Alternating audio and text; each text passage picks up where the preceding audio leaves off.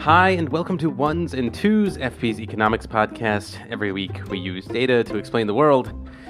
I'm Cameron Abadi, FP's deputy editor, with you in Berlin, Germany. As always, Adam Tooze, FP's economics columnist and Columbia University professor, is with us this week again in Hong Kong. Hi, Adam. Hi, Cam. So, in the second half of the show, we're going to be continuing the series we started a couple weeks ago on the occasion of Valentine's Day. The series is on the economics of love, and we'll be continuing it with a discussion of the economics of therapy. So, stick around for that. But first, we're going to be doing something more from the news as usual, and the data point there is 6.4%. That was the annual inflation rate in January 2023, just a month or so ago. And that is down from the nearly double-digit inflation rates that we were seeing a few months earlier, which suggests that the Federal Reserve's choice to raise interest rates has been working, at least on its own terms. And it's managed to do so while keeping unemployment, at least for now, at 3.4%, the lowest it's been since the Korean War in the 1950s. It might be accomplishing, in other words, what's been referred to as a soft landing, a concerted cooling down of the economy while still managing to avoid a recession. This is where inflation is tamed, it is coming down, but not as many people need to lose their jobs. There's still a chance for a soft landing. I mean, right. I wouldn't take that off the list of possibilities. Some people doubted that was even possible, but there are some good reasons to think it's actually happening. So, yeah, let's start with the doubters. Adam, Larry Summers, who's come up in our podcast before, he described in June 2022 a soft landing to inflation as being, quote, at odds with both economic theory and the empirical evidence. What exactly did Summers mean by that? I mean, in what ways does this idea of a soft landing contradict what we've previously known about the economy? Yeah, so the theory bit is the idea that there's a thing called, economists call it the Phillips curve, which is a curve which was first estimated for the post-war period and became very popular in the 1960s, which postulates that there's a trade-off between unemployment and inflation. And so this is the theory element. And the idea is that if you want to have inflation coming down, you probably need unemployment to go up considerably. And if it has to go up by a large amount, then you're talking a hard landing. And so faced with inflation of the sort of type that we were dealing with 2 or 3 months ago, heading towards 10% and over, Summers' proposition, and he made this very forcefully in a paper he did with collaborator Alex Domash, was to say, look, we're kidding ourselves if we think we can get inflation down from 10% by a substantial margin without unemployment going up by a large amount. And this is where the empirics came in. So the theory is the Phillips curve. The empirics is the idea, and just the finding that since 1955, there has never been a quarter with price inflation above 4%, and we were well above 4%, and unemployment below 5%. And this is the situation of the US economy, very tight labor markets, unemployment heading below 4% even. So in Summers' and Domash's summary, since 1955, the entire period since World War II really, there's never been a quarter with price inflation above 4 and unemployment below 5 that was not followed by a recession, a hard landing, within 2 years. Why? Because the Fed has had to act to repress inflation, which is above 4. And when you repress inflation above 4 with that kind of a tight labor market, you end up having to induce a recession. In other words, negative growth, 2 quarters back to back of negative growth. And that is, as it were, the theory and empirics argument. They then went on to say that, the 2 periods where we saw really substantial drops in inflation, which were in 73 and 82, were followed by really quite severe recessions. The 3 previous periods, 1965, 1984, and 1994, where we saw inflation coming down with relatively less severe increases in unemployment, so soft landings, didn't start with labor markets as tight as the current situation. So it's this combination of extremely tight labor markets and high inflation that led them to postulate that it was improbable that we could see a soft landing. What we've actually seen in the months since then, and particularly over the last 2 or 3 months, is wage inflation, which is the crucial link here. Tight labor market, wages going up, wages drive prices. What we've actually seen is wage inflation, particularly decelerating very fast in the United States. So it was up. Wage inflation was around 6.5% last year at various periods. Domash and Somers postulate that it was going to go over 7%, and that was going to drive continuing inflation, and then the Fed would have to act. And instead, what we've seen is wage inflation rapidly falling from 6.5% to, I think, the latest reading is 3.5%. So if that continues, then their story begins to crumble and the soft landing scenario becomes more plausible. So potentially we are making some economic history here. I mean, that's really what's at stake. Yep. Whether we stay to existing patterns or perhaps we, in the wake of COVID, have experienced a true anomaly. So to turn to the empirics right now about the U.S. economy in more detail, I mean, in what way is the data telling a contradictory story about the U.S. macro economy? Taking a look at some of this data, and it seems like consumer confidence is down, but then at the same time, consumer spending is still generally pretty strong when it comes to manufacturing data. You know, factory orders are down, for example. But as we've been discussing, at the same time, unemployment is still at record lows. So do these kinds of tensions in the data have to be reconciled, or is it kind of possible to maintain this peculiar kind of equilibrium? Yeah, so this is a great question, and it's been occupying folks in the markets, and they've actually come up with an idea, a scenario, a term to describe this, as you said, like maintaining this equilibrium, this weird kind of balance of good and bad news, and that's called the no landing scenario. But as Ethan Wu, a great journalist at the FT in the Unhedged newsletter there, has pointed out, this isn't really an equilibrium. It's not really an equilibrium, a situation that you can maintain. Why not? Because inflation is still ticking along at between 6 and 7%. Now, that's way down on where we were last year, like where we thought we were heading towards 10%. And wage inflation is off its peak and coming down, but regular inflation is still stubbornly stuck around 6 to 7%. And the core bit is actually not showing the tendency to deflate as quickly as we'd expect. That's the bit which is the element of inflation which is least susceptible to shocks like energy. And so this is what the Fed is tracking. And so maintaining this equilibrium, as you said, this no landing scenario would essentially mean continued pressure on the Fed to do something. This would imply more kind of shilly-shallying and balancing and this endless querying, and you and I doing endless podcasts about what the Fed will do. And in the end, this has to resolve itself into one or the other of the other scenarios, namely a hard landing or a soft landing. Right? It's not until inflation comes down that we can say that we're back to some kind of equilibrium, not because the economy and society couldn't potentially tolerate 5, 6%, 7% inflation. There are societies which have lived with that, but because we've got a powerful agent, an actor in the system, the Fed, that is mandated, effectively, legally mandated, to get the inflation rate down to something closer to 2%. And whilst everyone in the system knows that there's that big whale in the financial system that is motivated that way, then of course no one can really feel confident that the prevailing higher level of inflation and interest rates and so on would actually be a stable equilibrium. And so that creates a kind of antsiness. So in the end, we have to land somehow. And what that means is we have to have inflation down. I mean, couldn't the Fed just be patient? I mean, if the trend is working in this direction, couldn't they just let it play out rather than that is going to be the $1 trillion question going forward from here, is how patient will they be? Because going from close to 10% to 6% and from 6% to 3.5% is the sort of trend the markets expect. The rubber will hit the road when the question is, what will the Fed do if inflation sticks at 3%? And, they really should be squeezing until we get to 2%. And another option would be revise the mandate. And I've, long been a supporter of, the position argued by people like Blanchard and Olivier Blanchard, that is the French economist, formerly chief economist at the IMF, who've said, we really ought to revise the target for the Fed to 3 or 4%, which once upon a time was a sort of inflationary position. And now it's a let's avoid the stress of trying to get from 3 or 4% to 2%, which is where we might be. If you come back to this issue 12 months or 18 months from now, that might be the topic. Gotcha. So, moving the goalposts is an option as well. Might be an option, yeah.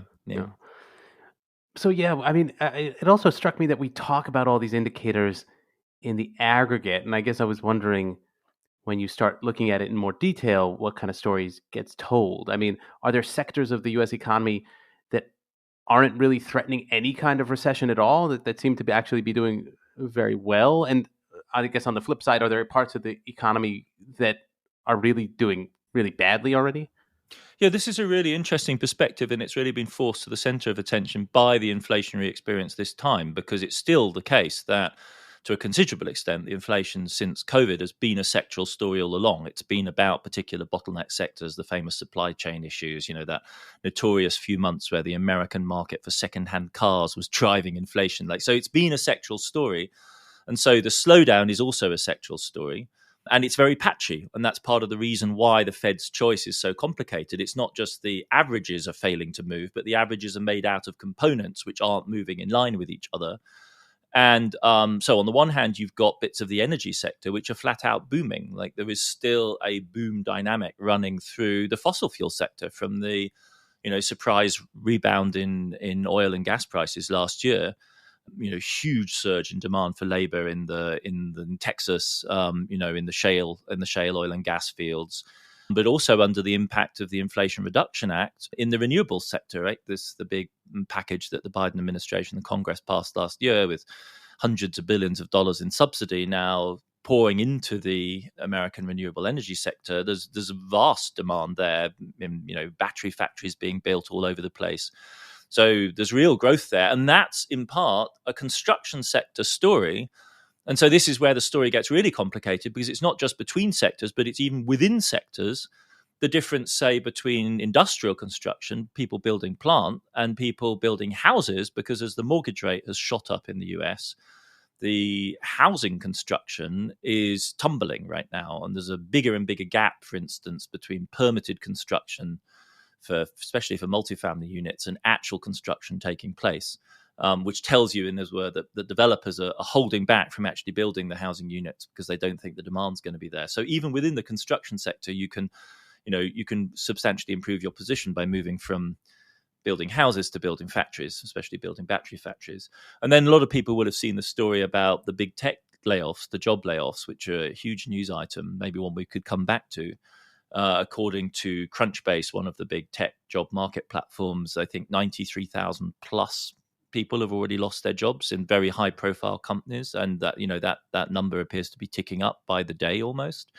These are overwhelmingly the biggest firms in tech. The question there is, can one really say they're doing badly? I mean, these firms, are they really being squeezed? Certainly not like, people in construction, in housing are being squeezed. But on the other hand, they probably overhired during the COVID switchback, and the financial environment is much tougher, and their stock market valuations are way down. And so they're adjusting and tightening their belt. So it really is a very mixed story. If we have a soft landing, are we just returning to the economic situation we had before? Or is there going to be some residue? Are we sort of in a new economic era as a result of this, or as a product of all this inflation? I mean, this has been the puzzle about Summers' position throughout. I mean, he's a extraordinarily smart guy, but I mean, it seemed almost as though he suddenly saw the American economy as this like very dynamic, cultish, bouncy thing that needed to be reined in really hard, because otherwise inflation was going to run away from us. And people were going, but Larry, a couple of years ago, weren't you telling us that this dog don't hunt? Like this doesn't go anymore. And so, we keep juicing it with lower and lower interest rates, but it just won't go because the investment demand isn't there. And so which one of these two images of the economy should we actually go with? And the evidence seems to be, and it's not necessarily a good news story, it just means that the inflation threat is less real than many people suggested, that we might actually be sort of drifting back to a lower growth, lower interest rates kind of a world. But for Europe, I find that entirely plausible. I just don't see a sudden surge forward in the underlying growth rate of the European economy, not even with all of the, the spending on the energy transition. For the United States, it's just a little less predictable. But even so, there aren't that many people whose long run real expectation of growth in the US is, much north of 2%, maybe 2.5% absolute maximum. And that isn't an economy which generates, very high interest rates over the long run. Got it. Yeah, I guess we'll soon know whether it was the low growth that was the aberration or the inflation itself that was the aberration. But I guess, yeah, we don't yet know what Powell will do. But either way, it does seem clear that his actions in the months ahead will have an effect on U.S. politics, whether he, kind of gooses the economy by lowering interest rates or keeping them low, or conversely tries to kind of strangle inflation and causes a recession by raising interest rates even more. All that could have an effect on the 2024 presidential election specifically. So, what does history tell us about how the world of politics might be applying pressure on Powell right now? I mean, this is a really interesting question because it takes us back to the sort of storied history of Fed White House relations back to the 1970s, and the sort of really locus classicus for this is the struggle between Nixon and Burns, which was fought out with really tough politics on predictably on Nixon's side. And there's this famous incident in 1970 where the White House manifestly exercised massive pressure on the Fed to align itself with the administration's policy. And those conflicts continued through the late 70s into the early 80s. Relations between Paul Volcker, who we now think of as a profoundly conservative central banker, the man who hiked interest rates and stopped inflation in 1979. He was appointed by Carter, but you might think that kind of anti-inflationary agenda would work well with the politics of the GOP and the Reagan presidency, but of course none of it. Like, there was in fact deep tension between Volcker and Reagan, and though Volcker is now a legend, he was, not reappointed for a second term, and they picked Greenspan instead, who was much more a man of the markets, a so-called market monetarist who reduced the money supply and credit whenever the markets appeared to need it. He got lucky with inflation, I think most people think, and it was really the labor market that did the job for him. And that, I think, is really the world that we're in now, and we continue to be in, and Powell is in. I don't think really that the trade-offs are tough in this respect. I don't think we're in the 70s because inflation is coming down. Furthermore, there is overwhelming consensus within the political system that it must come down. And the price that appears that the US will likely have to pay for bringing it down doesn't seem that large. In other words, I think everyone's acting, if not, no one's actually going to say out loud, we're assuming a soft landing, but de facto, that's kind of the built-in expectation. Even a hard landing is not a 1970s, 1980s style hard landing. It's not a Volcker shock where you basically decimate the manufacturing sector in the US. There's not enough left of it anyway. It's not that sensitive to interest rates anymore. In the late 70s, early 80s, it was in real trouble. No one expects that. The labor market is too strong, and the inflation rate appears to be now beginning to move in the right direction. And the politics are such that confronting the Fed would probably be bad for anyone who did it. I don't think that's particularly attractive. That won't necessarily stop some, shall we say, of the crazier elements in the GOP who, in the 2010s, Ben Bernanke found himself defending fiat money against gold bugs. So, this could go in a number of different directions. But I think Powell's in a pretty safe spot, to be honest. Okay, well, obviously we will be keeping our eyes on this in the months ahead. Stick around for further discussions of inflation and the Fed. But first, we're going to take a break and come back and talk about therapy.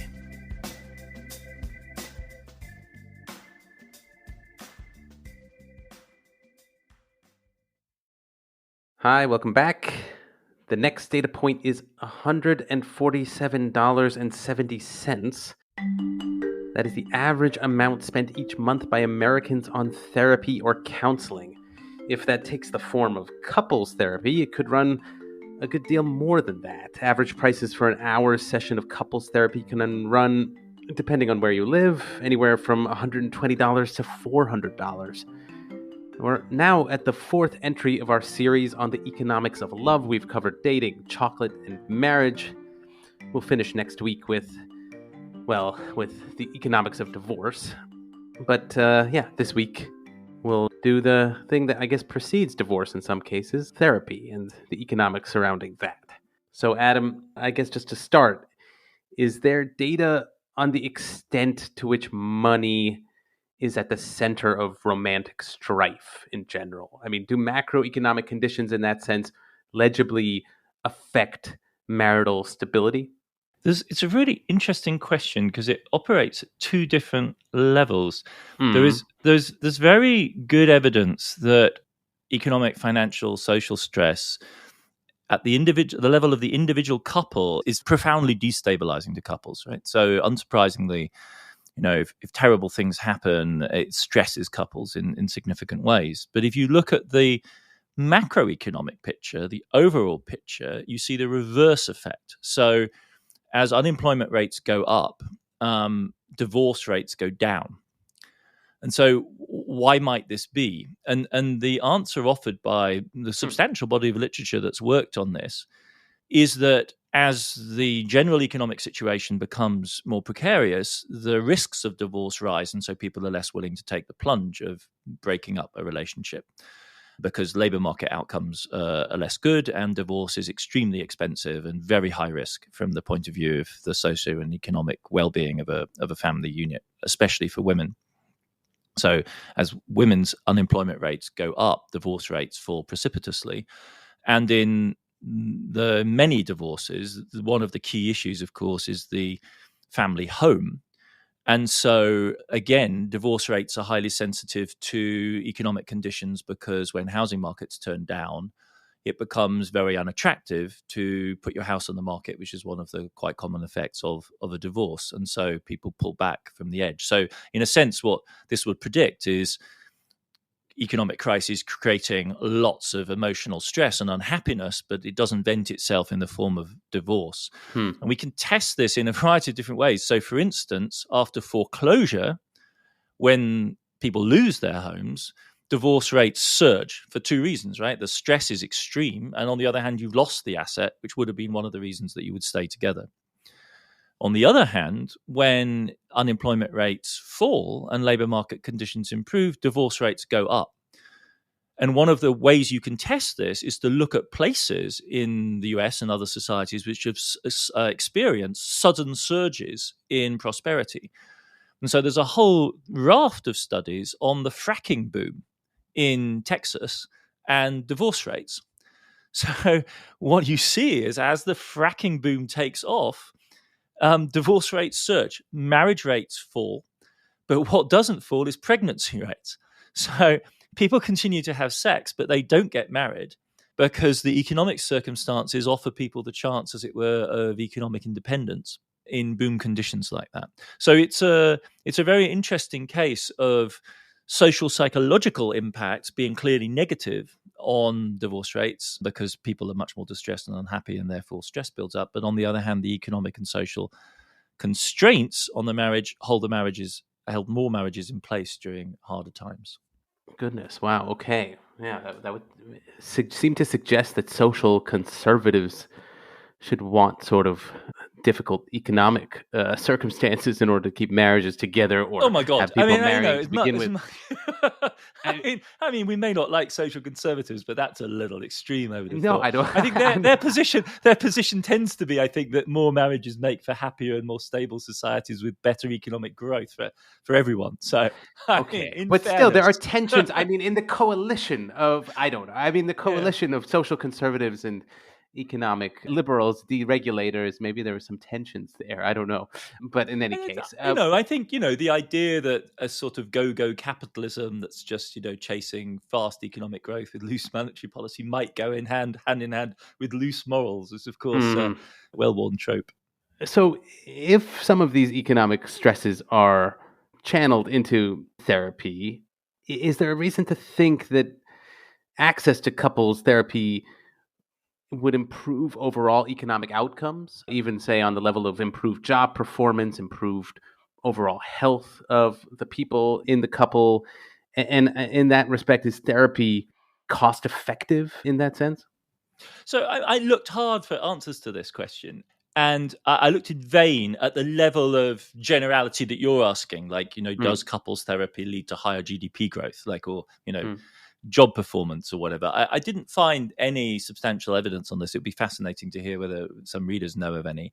There is a huge amount of work on the efficacy and indeed the cost effectiveness of couples therapy because health systems have to decide on whether or not to authorize funding for it.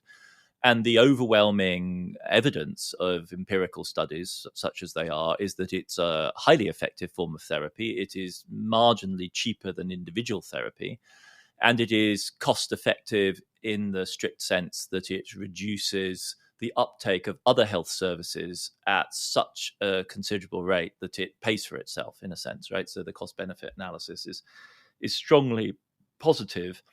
I think it's in part not just in the matter of couples therapy being a like 2-for-1 kind of deal, like you deal with two people rather than one, but also it's highly effective and widely used in relation to various types of substance abuse, codependency issues and so on. And that's one of the areas where, you're desperate, obviously, from the point of view of a health system as a whole to generate positive outcomes, because substance abuse is so ruinous. Not just for the individual lives, but for the entire family associated with the person suffering from the condition, and for the medical and social services that have to help these people and see them through their dependency. So that's where there's been a lot of studies. And the advantage is it's not a magic bullet thing, but the evidence that I was able to find suggests that on net, it appears to be a cost-effective mechanism also in comparison with other forms of treatment. So overall, how much exactly do Americans spend on therapy? And to what extent is psychological therapy of this kind absorbed into the U.S. system of health insurance? What exactly decides whether therapy is a matter of health and medicine versus kind of more amorphous kinds of self-improvement? Well, the spending levels are very substantial. There was a recent White House report. The Biden administration's taken a notably enlightened position on this, and very much to their credit that they have. That overall American spending on mental health and substance abuse treatment is in the order of $280 billion a year, and rising rapidly. And of that, 85% is mental health related rather than substance abuse. And if you look at the sources of funding for this, about 10% of that is out of pocket, 20% is private insurance. Medicaid picks up about a quarter of it. So that's the American health insurance, public health insurance that covers people on low incomes. Medicare, which is for the elderly, state and local, each pick up another 15%. So the costs are quite widely dispersed, and the typical user of mental health services is not, your Woody Allen style, somebody with a psychoanalysis habit. It's somebody who's either being covered by insurance or on Medicaid or Medicare. And I think that's kind of important to emphasize, like in a kind of urban environment. And I'm a somebody I've been in therapy for years, and I regard it as something that I need to cope with life. I am not a typical user of therapeutic services. The vast majority of people are in extremely dire condition. They desperately need help for a variety of different problems, whether it's anxiety or depression or schizophrenia. And we're talking a huge population, right? We're talking 19% of American adults received some kind of mental health treatment in 2019. And that's before the pandemic. Of those, 15.8% received prescription medication. So they were basically taking pills, probably largely for depression. And then about 9 to 10% received counseling or therapy. And most of that will be relatively short-term treatment, not the kind of long-term analysis that I'm able to pay for and that benefits me so significantly. And overall in the US, there is, as in most advanced societies, a very considerable deficit in the provision of mental health services. Wherever funding was made publicly available, there's been a bunch of randomized tests of this. Wherever the costs were lowered, there was a significant uptick in provision. And there is also a shortage of mental health providers in the American system. So that 280 billion figure, I think we should think of as primarily, very much health in the most hardcore sense of the word. In other words, people who seriously need help with functioning. And a large part of that is going on medication rather than full-on therapy. And the figure in a better world would be much higher than it currently is, because there's many people out there who could deal with and could do with and benefit from more sophisticated forms of treatment than just being given a pill. Got it. Yeah, you're right to say. I do think that sort of Woody Allen image has sort of stuck in a way that doesn't correspond to the facts. 19% of the population you're talking about. This is a very quotidian. A lot of people need this kind of help, and it's generally, in many cases, extremely urgent and linked, of course, in multivariate ways to a whole variety of other issues around, substance abuse and everything else. So yeah, it's a big deal. To what extent could the practice of therapy be thought of as economically or politically regressive? I guess by that I mean it seems like inherently in the concept of therapy, there's a focus on self-improvement, on this sort of inward directed attention and sort of self-discipline. And that contrasts, say, with an analysis of systemic social ills. And is there a kind of displacement of attention in that way from the kind of systemic, social, political, economic to the individual and personal and psychological?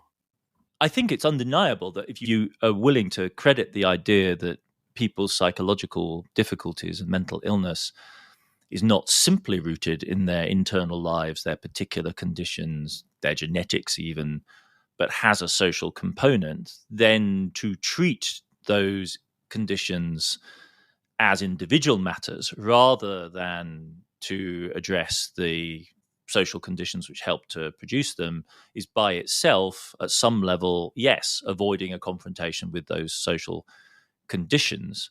And to that extent, you could say that it is indeed, well, if not, I mean, politically regressive is a strong word, but certainly maintains a status quo, right? And quite a lot of psychological analysis actually employs a kind of equilibrium and integration concepts, which are themselves, as their analogues in economic reasoning, are quite conservative in their implications. The defense of that position would, of course, be that that kind of treatment is essential if people are going to be able to cope.